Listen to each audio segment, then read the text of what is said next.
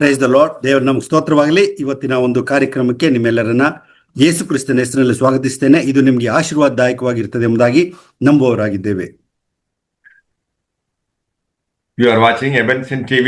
I am Professor Dr. Ebenson James. ನೀವು ಎಬೆನ್ಸನ್ ಟಿವಿನ ವೀಕ್ಷಿಸ್ತಾ ಇದ್ದೀರಾ. ಈಗ ಮಾತಾಡ್ಲಿಕ್ಕೆ ಇರುವಂತವರು professor doctor Ebenson James. The title for today's message is Violent Men Take Kingdom of Heaven by Force. ಇವತ್ತಿನ ವಾಕ್ಯದ ಅಂಶ ಏನು ಅಂತ ಹೇಳಿದ್ರೆ, ದೇವರ ರಾಜ್ಯವು ಬಲಾತ್ಕಾರಕ್ಕೆ ಒಳಪಟ್ಟಿದೆ ಎಂಬುದಾಗಿ.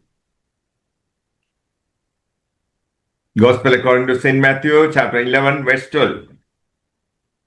ಮತ್ತಾಯನ ಬರೆದ ಸುವಾರ್ತೆ 11ನೇ ಅಧ್ಯಾಯ 12ನೇ ವಚನವನ್ನು ನಾವು ನೋಡಿಕೊಳ್ಳೋಣ.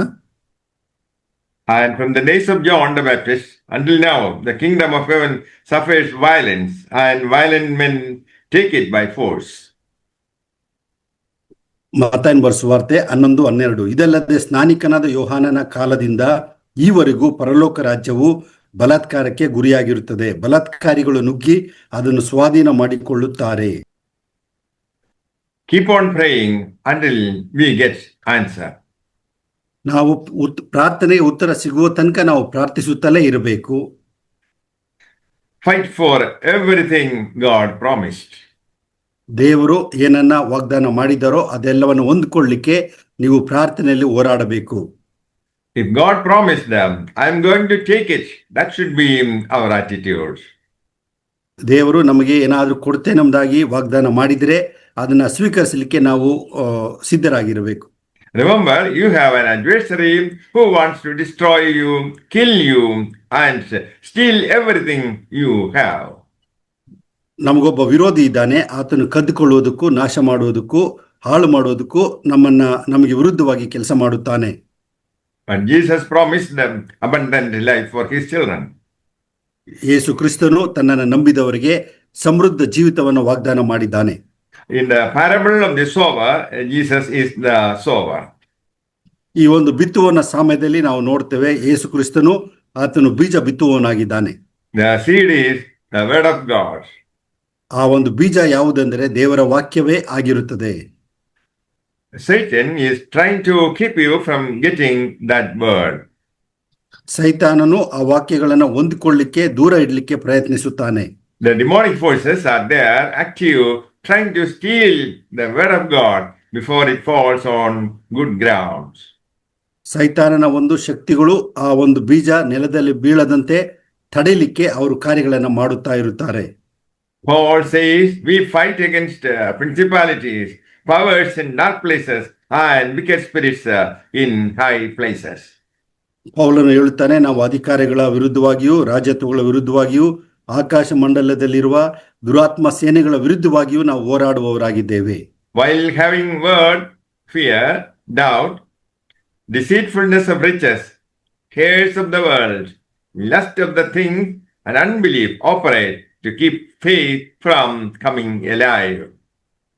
ನಮ್ಮನ್ನ ನಂಬಿಕೆಯಿಂದ ದೂರಪಡಿಸುವಂತ ಈ ಒಂದು ಭಯ, ಈ ಒಂದು ಅನುಮಾನ ಹಾಗೂ ಲೋಕದಿಂದ ಆಗುವಂತ ಮೋಸ ಹಾಗೂ ಈ ಲೋಕದ ವಿಚಾರಗಳು ಹಾಗೂ ನಮಗೆ ಇರುವಂತ ಕಣ್ಣಿನಾಶೆ, ಇದೆಲ್ಲವೂ ಕೂಡ ನಮ್ಮನ್ನ ಈ ಒಂದು ಶೋಧನೆಗೆ ನಡೆಸುವಂತದ್ದಾಗಿದೆ. If you want kingdom of heaven, you go to press your way in. ದೇವರ ರಾಜ್ಯವು ನಿಮಗೆ ಸಿಗಬೇಕಾದ್ರೆ ನೀವು ಅದನ್ನ ಬಲಾತ್ಕಾರದಿಂದ ಒಳಕ್ಕೆ ಹೋಗಬೇಕಾಗ್ತದೆ. We must put devil under our feet. ಸೈತಾನನ ನಮ್ಮ ಕಾಲ ಕೆಳಗೆ ಹಾಕಿ ತುಳಿಯಬೇಕು. God called you to be an overcomer. ದೇವರು ನಿಮ್ಮನ್ನ ಜಯಶಾಲಿಗಳನ್ನಾಗಿ ಮಾಡಲು ಕರೆದಿದ್ದಾನೆ. Bible says you are more than a conqueror. ನಾವು ದೇವರಿಂದಾಗಿ ನಾವು ಪೂರ್ಣ ಜಯಶಾಲಿಗಳಾಗಿದ್ದೇವೆ.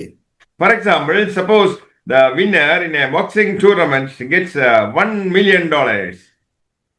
ಉದಾಹರಣೆಗಾಗಿ ಒಬ್ಬ ಬಾಕ್ಸರು ಆತನು $1 ಮಿಲಿಯನ್ ಅಷ್ಟು ಆತನು ಬಹುಮಾನ ಗೆದ್ದಿದೆಯಾದ್ರೆ he gives the money to his wife. ಆತನು ಹಣವನ್ನ ತನ್ನ ಹೆಂಡತಿಗೆ ತಂದು ಕೊಡುತ್ತಾನೆ. He fought the battle and she is the beneficiary. ಆತನು ಹೋರಾಡಿ ಅದನ್ನು ಗೆಲ್ಲುತ್ತಾನೆ, ಆದರೆ ಅದರ ಫಲಾನುಭವಿ ಬಂದು ಅವರ ಹೆಂಡತಿಯಾಗಿರುತ್ತಾರೆ. So we can say she is more than the conqueror. ಅದಕ್ಕಾಗಿ ನಾವು ಕ್ರಿಸ್ತನ ಮೂಲಕ ನಾವು ಜಯಶಾಲಿಗಳಾಗಿದ್ದೇವೆ.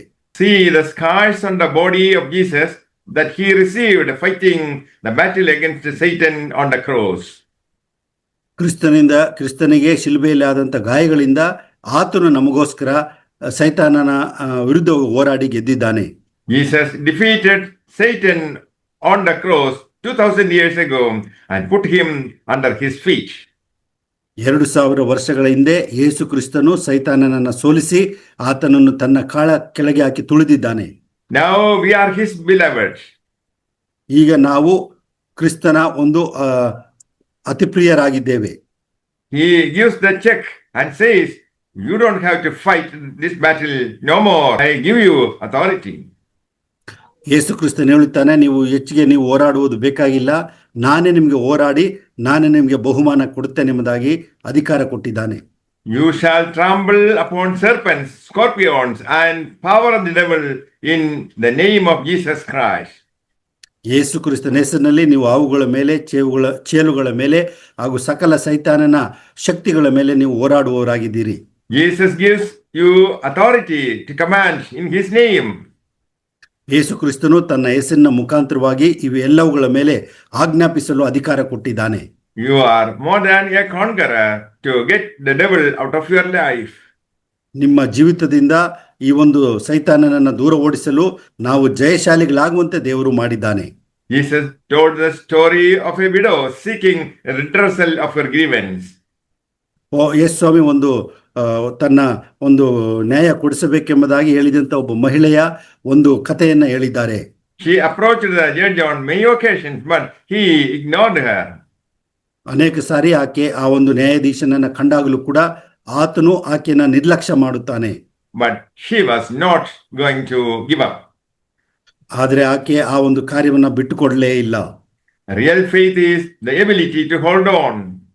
ನಿಜವಾದ ನಂಬಿಕೆ ಯಾವುದು ಅಂತ ಹೇಳಿದ್ರೆ ನಾವು ಭದ್ರವಾಗಿ ಹಿಡಿದಿಟ್ಟುಕೊಳ್ಳುವುದೇ ಆಗಿದೆ. Finally, the wicked judge had to yield to her request for justice. ಆದರೆ ಕಡೆಗೆ ಆ ಒಂದು ಕೆಟ್ಟ ನ್ಯಾಯಾಧೀಶನು ಕೂಡ ಆಕೆ ಒಂದು ಬೇಡಿಕೆಯನ್ನು ಈಡೇರಿಸಿ ಕೊಡುತ್ತಾನೆ ಎಂಬುದಾಗಿ ನಾವು ನೋಡುತ್ತೇವೆ. A person, the kingdom of heaven is controlled by the Holy Spirit. ದೇವರ ರಾಜ್ಯದಲ್ಲಿ ಪವಿತ್ರ ಆತ್ಮನಿಂದ ಹೊಂದಿದಂಥ ವ್ಯಕ್ತಿ ದೇವರ ರಾಜ್ಯದಲ್ಲಿ ಆತನು ದೊಡ್ಡವನಾಗಿರುತ್ತಾನೆ. If the devil attempts to invade your family, stand up and say, you are not allowed in this family. ಸೈತಾನನು ನಮ್ಮ ಕುಟುಂಬಕ್ಕೆ ವಿರುದ್ಧವಾಗಿ ಬಂದಾಗ ನಾವು ಹೇಳಬೇಕು, ಸೈತಾನನೇ ನಮ್ಮ ಕುಟುಂಬದ ಮೇಲೆ ನಿನಗೆ ಯಾವ ಅಧಿಕಾರವಿಲ್ಲ. Say, I am in control of it. Take your hand out of it. ನನಗೆ ನನ್ನ ಇದ್ರ ಮೇಲೆ ಜವಾಬ್ದಾರಿ ಇದೆ, ನನಗೆ ನಿಯಂತ್ರಣ ಇದೆ, ನನ್ನಿಂದ ನಿನ್ನ ಕೈ ತೆಗೆ ಎಂಬುದಾಗಿ ನಾವು ಆಜ್ಞಾಪಿಸಬಹುದು. Devil is a defeated enemy. ಸೈತಾನನು ಸೋತಾದಂತ ಒಂದು ವೈರಿಯಾಗಿದ್ದಾನೆ. Paul, a man of God, was beaten, shipwrecked, jailed, and stoned. ದೇವರ ಮನುಷ್ಯನಾದಂಥ ಪೌಲನು ಆತನು ಸಮುದ್ರದಲ್ಲಿ ಆತನು ಸಮಸ್ಯೆಗೊಳಗಾಗುತ್ತಾನೆ, ಸೆರೆಮನೆಗೆ ಹೋಗ್ತಾನೆ, ಆತನ ಮೇಲೆ ಕಲ್ಲುಗಳನ್ನು ಕೂಡ ಹೊಡೀತಾರೆ. He was not ready to give up his mission. ಆದರೆ ಆತನು ತನ್ನ ಸೇವಾ ಕಾರ್ಯವನ್ನು ಎಂದಿಗೂ ಬಿಟ್ಟುಕೊಡಲೇ ಇಲ್ಲ. He was a person who took kingdom of heaven by violence. ಆತನು ತನ್ನ ದೇವರ ರಾಜ್ಯವನ್ನ ಆತನು ಬಲಾತ್ಕಾರದಿಂದ ತೆಗೆದುಕೊಂಡು ಆತನು ಗೆಲ್ಲುತ್ತಾನೆ. He never gave up his faith and fought the spiritual battle victoriously. ಆತನು ತನ್ನ ನಂಬಿಕೆಯನ್ನು ಬಿಟ್ಟುಕೊಡಲೇ ಇಲ್ಲ, ಆತನು ಆತ್ಮಿಕ ಹೋರಾಟವನ್ನ ಮಾಡುತ್ತಾನೆ. May the Lord bless you all with these words. Amen. ಈ ಒಂದು ವಾಕ್ಯಗಳಿಂದ ದೇವರು ನಿಮ್ಮೆಲ್ಲರನ್ನು ಆಶೀರ್ವದಿಸಲಿ. ಆಮೆನ್. ಪ್ರಾರ್ಥನೆ ಮಾಡಿಕೊಳ್ಳೋಣ. ಕೃಪೆಯಲ್ಲಿ ಐಶ್ವರ್ಯಳುವಂಥ ಪರಲೋಕ ತಂದೆಯಾದ ದೇವರೇ, ನಿನ್ನ ಪ್ರಸನ್ನತೆಗಾಗಿ ನಿನ್ನ ಜೀವವುಳ್ಳ ವಾಕ್ಯಕ್ಕಾಗಿ ಸ್ತೋತ್ರ ಮಾಡ್ತೇವೆ. ನಾವು ಜೀವಿತರ ಸಂಖ್ಯೆಯಲ್ಲಿದ್ದು ನಿನ್ನನ್ನು ಆರಾಧಿಸಿ ಕೊಂಡಾಡಿ ಘನಪಡಿಸ್ತೇವೆ. ಸ್ವಾಮಿ, ನೀನು ಒಳ್ಳೆಯವನು, ಒಳ್ಳೆಯದನ್ನೇ ಮಾಡುವಂಥವನು, ಪ್ರಾರ್ಥನೆಗೆ ಸದುತ್ತರ ಕೊಡುವಾತನು. ಬೇಡಿಕೊಳ್ಳಿರಿ ನಿಮಗೆ ದೊರೆಯುವುದು, ಬೇಡಿಕೊಳ್ಳುವ ಪ್ರತಿಯೊಬ್ಬನೂ ಹೊಂದುವನೆಂಬುದ ನಿನ್ನ ವಾಕ್ಯ ಇದೆ. ಸ್ವಾಮಿ, ನಿಮ್ಮ ಚಿಂತೆಯನ್ನೆಲ್ಲ ಆತನ ಮೇಲೆ ಹಾಕಿರಿ, ಆತನ ನಿಮಗೋಸ್ಕರ ಚಿಂತಿಸ್ತೇನೆ ಎಂಬ ನಿನ್ನ ವಾಕ್ಯ ಇರೋದಕ್ಕಾಗಿ ಸ್ತೋತ್ರ.